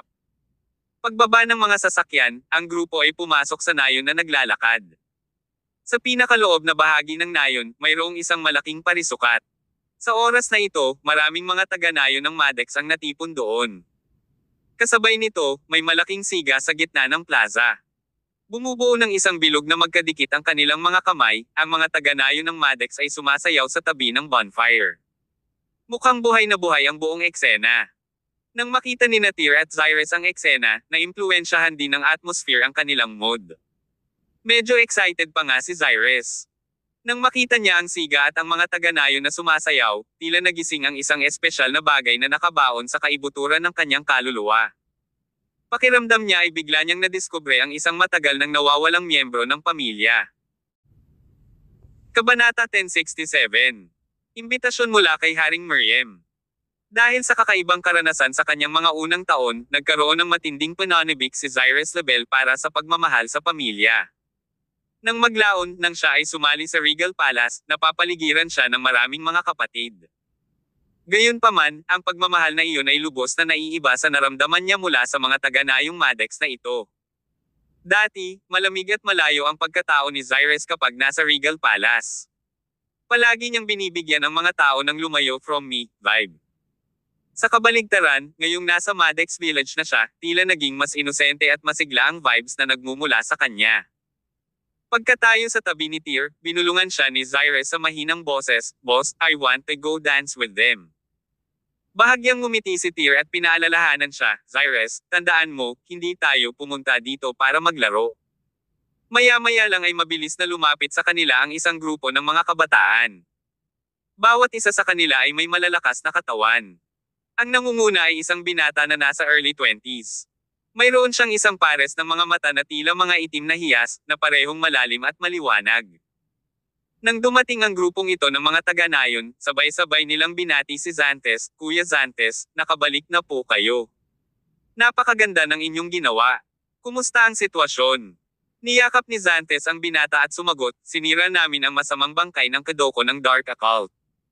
Nakalulungkot, hinayaan naming makaalis ang Black Scorpius na iyon. Galing. Kuya Xantes, you guys rock." Agad na nagpalakpakan ang grupo ng mga kabataan sa tuwa. Ang paglipol sa bangkay ng Kadoko ay tiyak na magiging isang matinding dagok sa Dark Occult. Hindi na makakalikha ng kaguluhan si Black Scorpius kung wala ang bangkay na iyon. Habang nag-uusap sila ay bumagsak ang tingin ng grupo kina Tyr at Cyrus, at bigla silang naging maingat nang makaharap ang dalawang estranghero na ito. "Kuya Xantes, sino sila?" tanong ng binata. Nagmamadaling paliwanag ni Xantes, "Itong dalawang ito ay sina Kuya Tyr at Sister Cyrus. Dahil sa tulong nila na kaya naming harapin si Black Scorpius kanina. Kung hindi, patay na kaming lahat ngayong gabi. Huwag kang masyadong magalit sa kanila. Ang dalawang ito ang ating tagapagligtas." Gayon din, si Sister Cyrus ay isang kapwa Kadoko practitioner. Ang kanyang mga ninuno ay nagmula rin sa isa sa 18 fortresses ng Maddox. "Kami ay 100 taon na ang nakakaraan." "Oh, I see." Matapos nilang pakinggan ang paliwanag ni Xantes ay agad na binawi ng grupo ng mga kabataan ang kaninang awayan at medyo naging palakaibigan nang tumingin sila kina Tyr at Cyrus. Bati ng binata, "Brother Tyr and Sister Cyrus, hello, welcome to our Maddox Village." "Hello guys, kumusta na kayo?" Mabilis na sagot ni Cyrus. Sa oras na ito, ang tunog ng tagay ay nagmula sa plaza. May nagsimulang kumanta ng isang kanta na hindi nagtagal ay sinundan ng mga tao na kumanta. Ang buhay na kapaligiran ay dinala sa isang kasukdulan. Kasabay nito, ang mga taga-nayon ng Maddox ay nagsimulang uminom mula sa malalaking busog at kumain ng malalaking tipak ng karne bago sila muling nagsimulang sumayaw. Naramdaman ni Tyr at Cyrus ang kapaligiran ng pagmamahalan dito. Ito ay isang uri ng simple at tapat na pagmamahal sa pamilya. Parehong si Tyr at Zyrus ay nagkaroon ng kakilakilabot na karanasan sa kanilang mga kabataan. Kaya, ang kanilang pag-unawa sa pagmamahal sa pamilya ay hindi katulad ng karaniwang tao. Kaakibat ng pagdanak ng dugo na bumalot sa kanilang mga nasa hustong gulang na buhay, bihira silang magkaroon ng panahon para kumalma at maramdaman ang ganitong uri ng pagkakaisa. Dito sa Maddox Village, tila biglang nagising ang kasimplehan sa kanilang mga puso. Kuya Tyr, Ate Zyrus, alis na tayo. Dapat pumunta tayo para uminom at sumayaw, sigaw ni Xanthes sa gilid. Ang duo ay napapaligiran ng isang grupo ng mga tao at humantong patungo sa plaza. Matapos dalhin ang pares, ipinakilala agad sila ni Xanthes sa iba pang mga taga-nayon ng Maddox. Nang malaman nila na tinulungan ni Tyr at Zyrus si Xanthes na sirain ang Kadoko Corps, naging napakakaibigan ng mga taga-nayon. Ang ilan ay nagsimulang tumawag sa kanila bilang mga bayani. Hindi nagtagal ay nakipaghalo na rin si Tyr at Zyrus sa mga taga-nayon. Dahil kanina pa pinipigilan ni Zyrus, sumama na rin si Zyrus sa mga taong sumasayaw. Bagamat hindi siya lumaki sa Maddox, minsang tinuruan siya ng kanyang ama ng Maddox cultural dances noong bata pa siya. Bagamat matagal na siyang hindi sumasayaw, hindi rin nagtagal ay naalala niya ang lahat ng mga hakbang. Ang sayaw ng mga taga-nayon ng Maddox ay ang itinuro sa kanya ng ama ni Zyrus noong bata pa siya. Sa ilang sandali, tila naalala niya ang maraming mga nakaraang alaala ng mga makamundong pangyayari, na naging sanhi ng bahagyang pagkabasa ng kanyang mga mata. Si Tyr naman, hindi siya sanay kumanta at sumayaw, kaya tumabi siya para uminom kasama si Xanthes at ang iba pa. Ang inumin na kanilang nainom ay ang homebrewed fruit wine ng Maddox clan. Ibang-iba ito sa mga alcoholic blended na alak na iyon mula sa ibang lugar, kaya napakasaya nito kay Tyr. Sa pagkakaroon ni Tyr ng mahusay na pagpapaubaya para sa alkohol, si Xanthes at ang kanyang mga kaibigan ay hindi tugma para sa kanya. Kaya naman, sinamantala ni Tyr ang pagkakataon noong medyo tipsy na sila para hindi direktang magtanong muli tungkol sa Holy Eye Silkworm. Gayunpaman, tulad ng dati, tila wala sa kanila ang nakarinig tungkol sa ganoong bagay sa nayon noon. Sa oras na ito, isang matandang nasa edad na 60 ang lumapit sa Tyr. Nang makita ni Xanthes ang matandang ito, agad siyang tumayo at ang iba pa at magalang na tinawag siyang Sixth Elder. Bahagyang tumango ang matanda, pagkatapos ay sinulyapan ng matanda si Tyr at sinabing, "Bata, malayo na siguro ang narating mo. Si Haring Miriam ay nagpaabot ng imbitasyon sa iyo para sa isang madla kasama niya. Mangyaring sumama sa akin."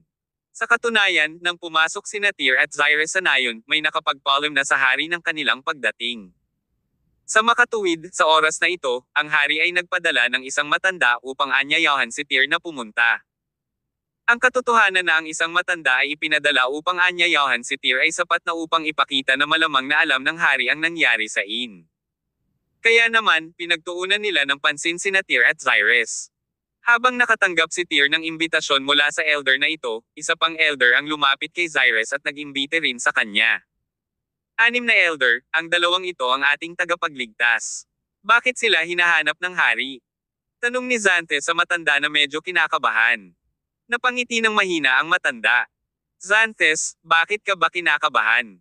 Gusto lang makilala ng hari itong mga bisitang nagmula sa malayo. Wala nang iba kundi iyon. Wala kang dapat ikabahala. Kung gayon, sasama ako sa iyo, sabi ni Xanthes. Hindi, mariing tanggi ng ika-6 na elder sa kanya. Dagdag niya, Xanthes, kababalik mo lang mula sa pagkamit ng isang mahusay na tagumpay. Dapat manatili ka rito at magdiwang. Ibabalik namin dito ang parehong pinarangalan na bisita. May iba pang gustong sabihin si Xanthes, ngunit nakangiting pinutol siya ni Tyr at sinabing, "Xanthes, gusto rin naming makilala ang hari, okay lang. You can stay here." Sige. Sa huli, dahil nagsalita na si Tyr, hindi na nagpumilit si Xanthes at pumayag na manatili. Kaya naman, sa pangunguna ng dalawang matanda, sabay na naglakad sina Tyr at Zyrus, patungo sa isa sa pinakaloob na gusali. Kabanata 1068. Nalasan. Sa ngayon, lampas na ng hating gabi. Ang kabilugan ng buwan ay nakabitin sa itaas ng langit. Minsan, lumilipad ang ilang paniki sa buwan. Nanatiling tahimik sina Tyr Somers at Zyrus Label habang naglalakad. Ang layunin ng kanilang paglalakbay ay upang mahanap ang Holy Eye Silkworm at iuwi ito. Dahil dito, kahit na hindi sila ipinatawag ng pinuno ng nayon para sa isang madla, walang alinlangan na sila ay kumatok sa kanyang pinto ng mag-isa. Kung tutuusin, baka ang pinuno ng nayon lang ang nakakaalam sa kinaroroonan ng Holy Eye Silkworm. Hindi nagtagal, nakarating sila sa isang gusali at pumasok sa isang maluwang na bulwagan. Mayroong higit sa 12 ng mga tao na nakaupo sa loob ng bulwagan. Bawat isa sa kanila ay isang nakatatanda na mahigit 60 taong gulang.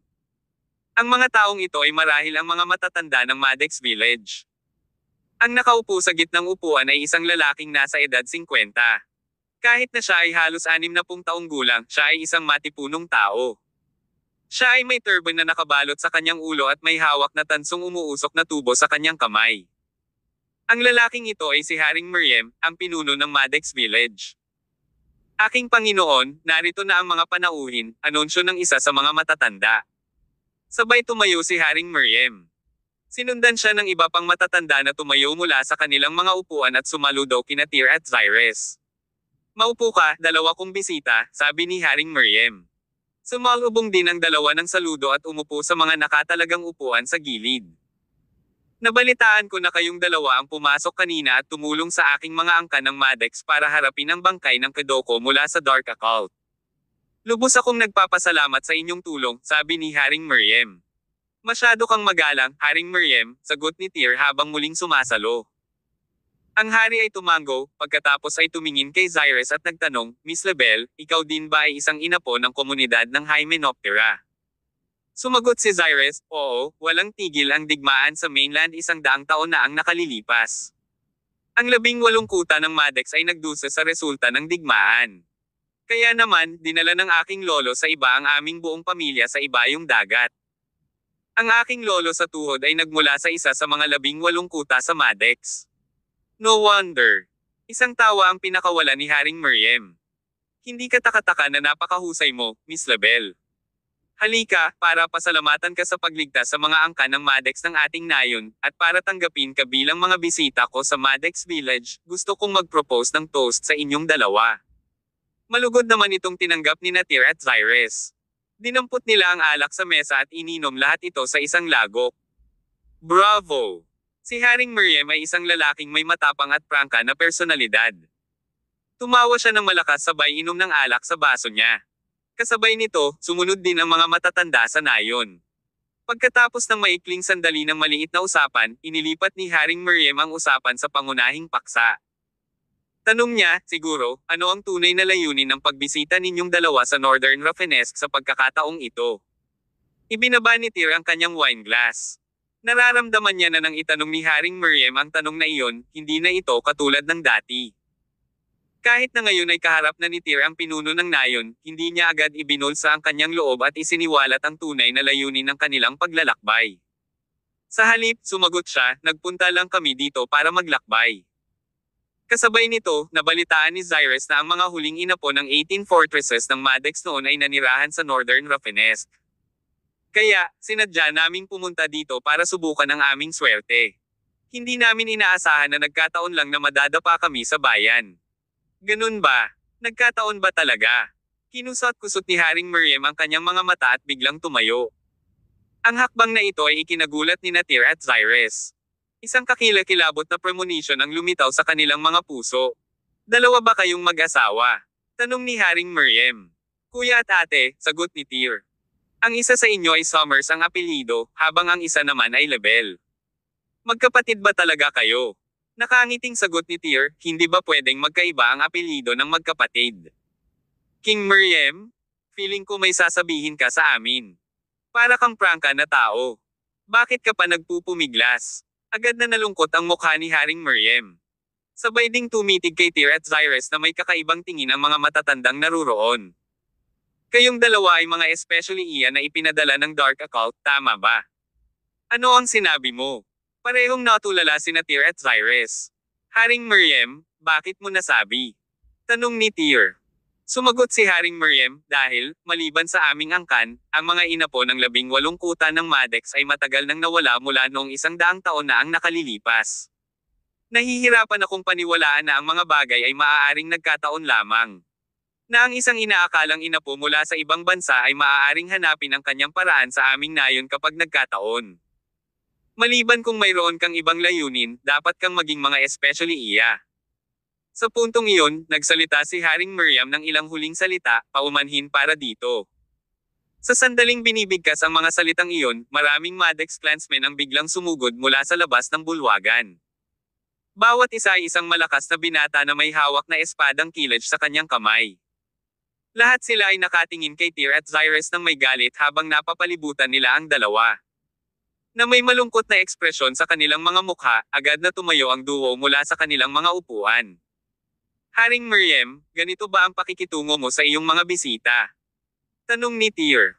Hindi nagabalang magsalita ng marami kay Tyr, sinabi lang ng hari, kailangan kong humingi ng tawad sa inyong dalawa.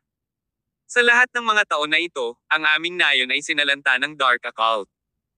Bago ito, may isang sitwasyon kung saan ang kanilang mga especially iya ay nakapasok sa ating Maddox village. Nagresulta ito sa pagkamatay ng mga 100 ng ating mga Maddox villager sa kamay ng organisasyon. Kaya, kung sakali, gusto kong hilingin sa inyong dalawa na tiisin ako. Pagkasabi noon, direktang iwinagayway ni Haring Miriam ang tansong umuusok na tubo sa kanyang kamay at nagutos, ibaba mo sila. Pagkabigay ng utos ni Haring Miriam ay agad na sumugod ang mga Maddox patungo kina Tyr at Zyrus. Gayunpaman, paano magiging tugma ang mga taong ito para sa duo? Dahil ang mga taong Maddox ang naglunsad ng pag-atake, hindi nila masisisi si Tyr at Zyrus sa pagiging masama. Agad na inilabas ng dalawa ang kanilang kapangyarihan at naghanda sa pakikipaglaban. Gayunpaman, sa sandaling itinaas nila ang kanilang chi, biglang samuka si Zyrus ng isang subo ng itim na dugo. At the same time, naramdaman din ni Tyr na parang may kung ano sa katawan niya. Sa sandaling naikuyom niya ang kanyang kamao, naramdaman niya ang pagputok ng panghihina sa kanyang katawan, na sinundan ng mabahong amoy sa kanyang lalamunan. Sa sumunod na segundo, nagluwa din siya ng isang subo ng itim na dugo. Sa itim na dugo sa lupa, mayroon talagang ilang itim na uod na kumikiliti sa paligid. Sa pagkakataong iyon, parehong natulala sina Tyr at Zyrus. Haring Miriam, ikaw ay isang karapat-dapat na inapo ng komunidad ng Hymenoptera. Paano mo magagamit ang gayong kasuklam-suklam na paraan ng pagkalason sa alak gamit ang Kedoko? Ano ang pagkakaiba mo sa masamang Dark Occult? Sa way ni Zyrus, minumura na si Haring Miriam ay hatik. Habang nakikinig sa kanya, bakas ng kahihiyan ang sumilay sa mga mata ni Haring Miriam, na para bang napilitan siyang gawin ang kanyang ginawa. Pagkatapos ng lahat, ang Dark Occult ay nagdulot ng labis na pinsala sa kanilang nayon. Sa makatuwid, kailangan niyang gawin ang panukalang ito sa ngayon. Mas gugustuhin niyang aksidenteng pumatay ng mga inosenteng tao kaysa hayaang makatakas ang may kasalanan. Bukod dito, dahil alam nila na ang mga kasanayan ni Zyrus sa Kedoko ay katangi-tangi, nilason nila ang alak ng pinakamahusay na lason ng Kedoko na maaari nilang makuha. Nagresulta ito sa kanilang pagtatagumpay na linlangan sina Tyr at Zyrus na ubusin ang lason. Stop talking nonsense. Ibaba mo na lang itong dalawa. Ang mga matatandang nasa tabi nila ay naglapa na rin sa galit dahil sa kahihiyan. Pagkatapos ng lahat, ang kanilang kasuklam-suklam na taktika ay salungat sa layunin ng kanilang Maddox village, at ito ay ang hamak na gawa ng hamak. Sumunod naman ang malalakas na angkan ng Maddox na sumugod kay Tyr at Zyrus. Naramdaman ng dalawa ang matinding sakit na nagmumula sa kanilang tiyan, at nanghihina ang kanilang mga katawan sa oras na ito. Sa lalong madaling panahon, nawala ang kanilang kakayahang lumaban. Sa maikling panahon, nakatali ang dalawa. Itapon sila sa kulungan. Sa utos ni Haring Miriam, agad na inihatid ng kanyang mga tao si Tyr at Zyrus palabas ng bulwagan. Kabanata 1069. Invulnerable to Kedoko. Sa sandaling iyon, tumakbo si Xanthus Miriam papunta sa kanila. Nang ipatawag ng dalawang matanda sina Tyr Summers at Zyrus Label para sa isang madla kasama ang hari kanina, naramdaman niyang may nangyari. Nag-aalala tungkol sa kanila, sadyang dumaan siya upang suriin ang sitwasyon. Hindi inaasahan ni Xanthus na masasaksihan ang ganoong eksena nang dumating siya. Nang makita niya ang nangyari, nagalit siya at sumugod siya para pigilan sila. What are you guys doing? Let go of them, sabi ni Xanthus. Agad na hinarang ng dalawang Maddox clansmen si Xanthus at binalaan, Kuya Xanthus, huwag mo na kaming pahirapan. Ito ang utos ng hari. Malamang especially iya ang dalawang ito na pinadala ng Dark Occult. Anong pinagsasabi mo? Namula ang mukha sa galit na sinipa ni Xantes ang Maddox clansmen sa lupa. Sila ang nagligtas sa ating buhay. Ang bangkay ng Kadoko na iyon ay winasak din nilang dalawa. At ngayon sinasabi mo na mga especially iya sila na pinadala ng Dark Occult.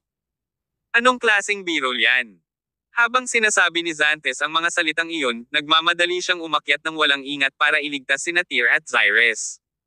Gayunpaman, sa sandaling iyon, si Haring Miriam at isang grupo ng mga matatandang Maddox ay lumabas mula sa bulwagan. Xantes, anong ginagawa mo? Sinusubukan mo bang magrebelde? Saway ni Haring Miriam. Ibinaling ang kanyang ulo upang tingnan si Haring Miriam na may duguan na mga mata, tinanong ni Xantes, Tito, ano ang ginagawa mo? Bakit mo hinuhuli sina Tyr at Xyrus? It's none of your business. Back off. Sagot ni Haring Miriam. Giit ng kanyang pamangkin, no, you have to give me an explanation. Galit na galit, naglakad si Haring Miriam at hinampas ang tuktok ng ulo ni Xantes gamit ang umuusok na tubo sa kanyang kamay. Ngayong natagpuan na ng maharlikang pamilya ng Jade ang lihim na tanggulan ng Dark Occult, ang isang mahusay na labanan sa pagitan ng kanilang panig at atin ay maaaring mangyari anumang oras. Sa kritikal na oras na ito, ang sinumang tagalabas ay maaaring isang especially iya na ipinadala ng Dark Occult, sabi ni Haring Miriam. Isang natigilan na si Xantes ang nagmamadaling tiniyak, Tiyo, ako, si Xantes, ay magagarantiya sa aking buhay na hindi sila mga especially iya. Mas mahalaga ba ang buhay mo kaysa sa buhay ng libu-libong angka ng Maddox sa ating nayon? Galit na sinipa ni Haring Miriam si Xantes, pinalipad siya. Alisin mo siya. Sa huli, hindi nagawang magsalita ni Xantes kay Haring Miriam. Gusto man niyang iligtas sina Tyr at Xyrus, hindi siya ang tumawag sa Maddox Village sa bandang huli, nakamasid lang siya habang dinadala ang dalawa. Hindi nagtagal, dinala ang dalawa sa isang selda. Ito ay nasa isang piitan, na halos 200 square feet.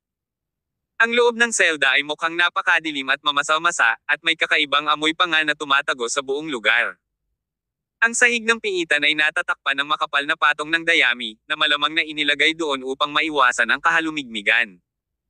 Binuksan ng dalawang Maddox clansmen ang dalawa sa mga sel at itinulak sina Tyr at Xyrus, ayon sa pagkakabanggit. Matapos magkahiwalay na ilock ang magkabilang selda, tumalikod sila at umalis sa piitan. Dahil hindi kaagad napatay ng mga Maddox clansmen sina Tyr at Xyrus pagkatapos silang mahuli, ito ay nagpapahiwatig na ang mga Maddox na tao ay may mabigat pa ring puso tungkol sa lahat ng ito. Bagamat nag-aalala sila tungkol sa masasamang Kadoko practitioner ng Dark Occult na posibleng makalusot sa kanilang nayon, wala rin silang intensyon na patayin ang inosente. Ito ay patay na tahimik sa piitan. Parehong nakaupo sa lupa sina Tyr at Xyrus na may makapal na butil ng pawis na tumatakip sa kanilang mga noo. Sakit ang nakasulat sa buong mukha nila. Ngunit, hindi nagtagal pagkaalis ng mga angka ng Maddox, sabay-sabay na inilabas ni Xyrus ang isang vial. Ang parehong berdeng mga parasito ng Kadoko na lumitaw noon ay lumipad mula sa maliit na bote, na ang ilan sa kanila ay direktang lumilipad sa kanyang bibig. Pagkaraan ng ilang sandali, lubos na naibsan ang masakit na ekspresyon sa kanyang mukha. Napakalakas ng Kadoko ni Xyrus. Ginamit man niya ito upang pumatay o makapinsala sa mga tao, ang mga kakayahan nito ay maaaring ituring na walang kapantay. Kung hindi, hindi sana naging isa si Xyrus sa 18 general ng Regal Palace. Pagdating sa sining ng Kadoko, posibleng maging si Haring Miriam ay walang kapare sa kanya. Sa makatuwid, kahit na ang Kadoko na ginamit ni King Miriam sa kanila kanina ay napakalakas, hindi ito masyadong nakakalito para kay Xyrus na harapin. So much so that without her having to expend too much energy, ito ay naayos na. Maya-maya, iniluwa ni Xyrus ang isang subo ng itim na dugo. May mga Kadoko na parasite pa rin sa dugo, ngunit lahat sila ay patay na. Sa kanyang pagtayo, bumalik ang kanyang kutis sa dati nitong kulay rosas. Boss! Wait! Pakakawala na kita sa Kadoko spell na yan. Habang sinasabi ni Xyrus ang mga salitang iyon, handa siyang utusan ang mga berdeng Kadoko parasite na iyon na pumunta sa tabi ni Tyr. Gayunpaman, sa oras na ito, ang masakit na ekspresyon sa mukha ni Tyr ay ganap na nawala.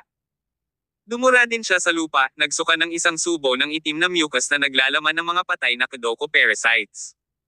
Tumayo si Tyr mula sa lupa, hindi nagpapakita ng mga palatandaan ng pagkalason. Tanong niya, Cyrus, alam mo na ba na nilason ni Haring Miriam at ng kanyang mga tao ang alak natin gamit ang kadoko, di ba?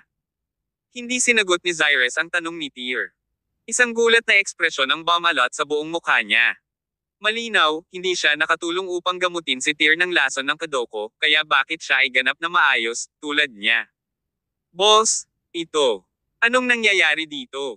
Hindi makapaniwala si Cyrus sa kanyang mga mata. Boss, bakit ayos ka lang? Paliwanag ni Tyr, sa totoo lang, nahulaan ko na nalalasunin ni Haring Miriam ang ating alak ng kadoko. Pareho tayong tagalabas, kritikal na oras ito, at espesyal ang iyong pagkakakilanlan. Imposibleng hindi sila maghinala na kami ay mga especially iyan na ipinadala ng Dark Occult. Pero, hindi ko na masyadong inisip yun. After I saw you drink that wine in one gulp, I also followed suit because I wanted to be certain of one thing. Sabay-sabay na tila naalala ni Cyrus ang kanyang sentido. Agad-agad, muling nag-replay sa kanyang isipan ang mga larawan kung kailan tinulungan siya ni Tyr na harapin ang bangkay ng kadoko sa inn. Sa oras na iyon, pinasabog na ni Tyr ang bangkay gamit ang kanyang mga suntok.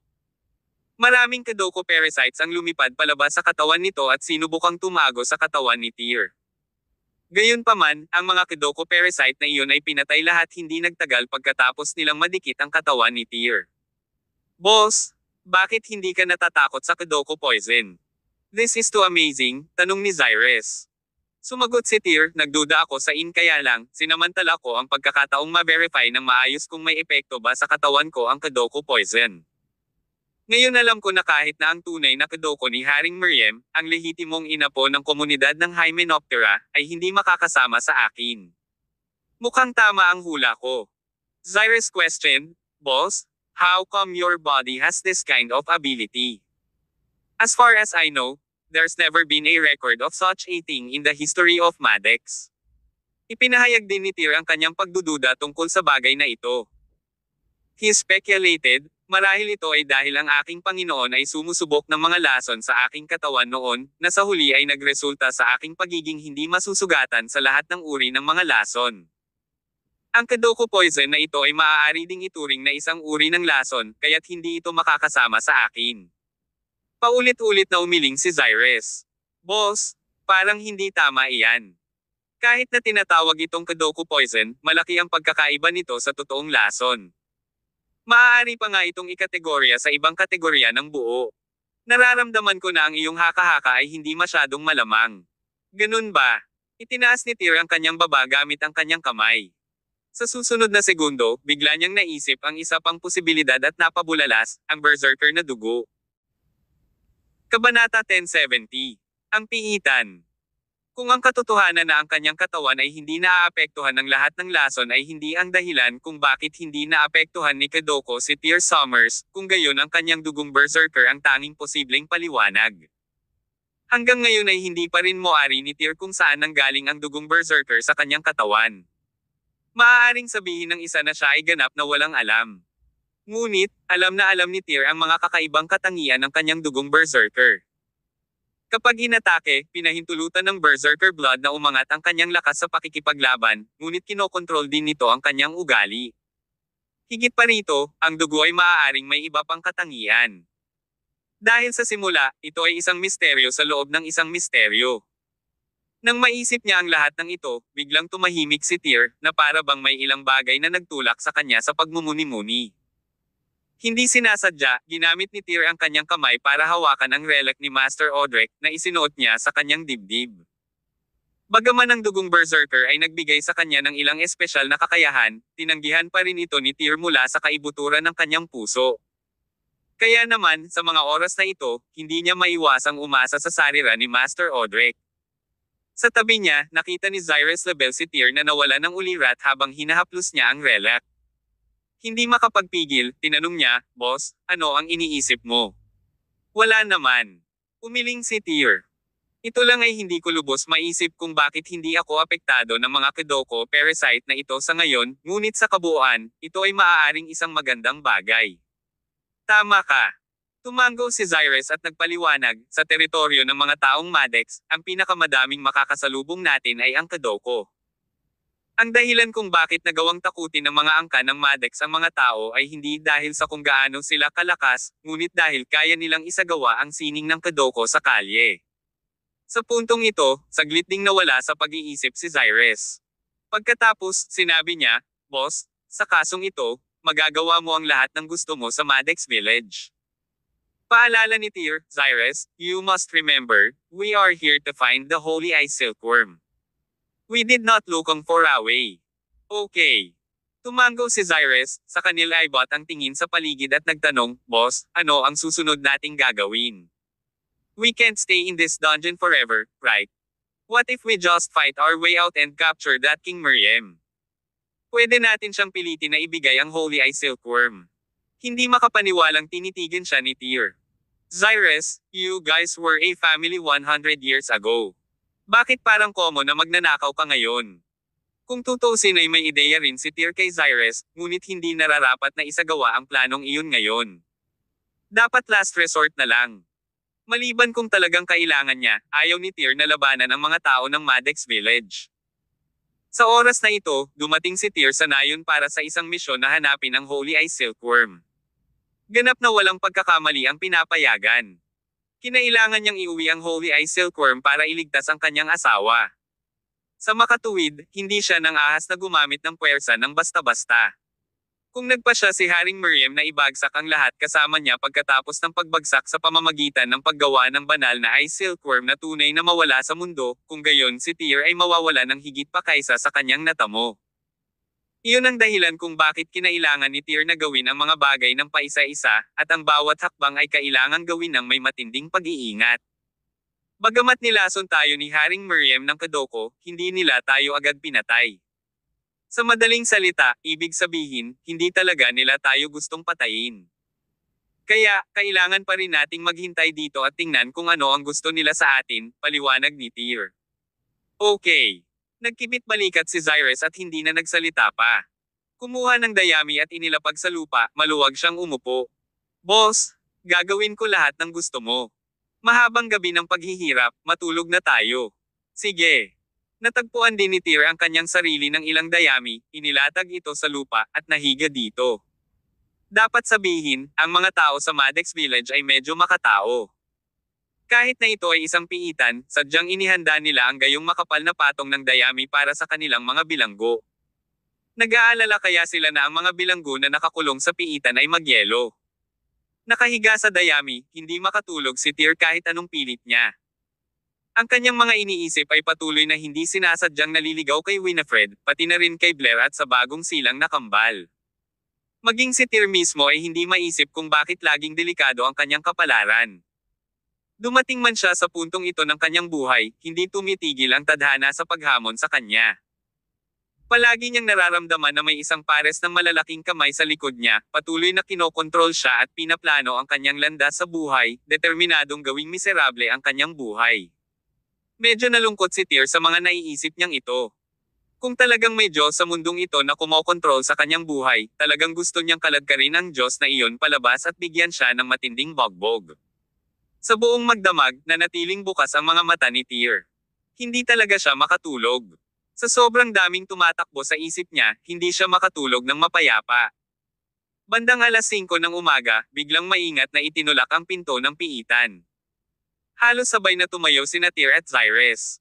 Bilang napakalakas na mandirigma, tiyak na mayroon silang ganitong antas ng pangunawa.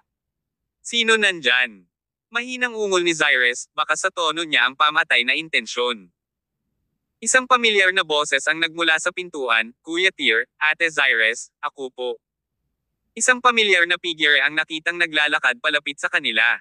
Ang taong pumasok sa piitan ay walang iba kundi si Xanthus Miriam. Sa sandaling ito, siya ay kumikilos ng palihim.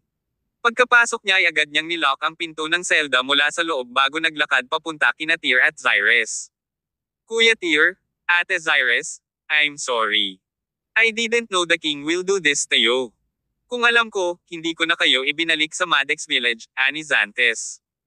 Naglabas siya ng 2 porcelain na bote at iniabot ang tigi-isa kina Tyr at Cyrus. "Ito ang antidote na nakita ko matapos itong palihim na hanapin buong magdamag. Kailangang bilasan ninyo at iwaksi ang Kadoko na nalason sa inyo. Pagkatapos nito, ilalabas ko na kayo rito. Pagkasabi noon, maingat na inilabas ni Xantes ang isang susi sa kanyang bag at bubuksan na sana ang pinto ng selda para kina Tyr at Xyrus.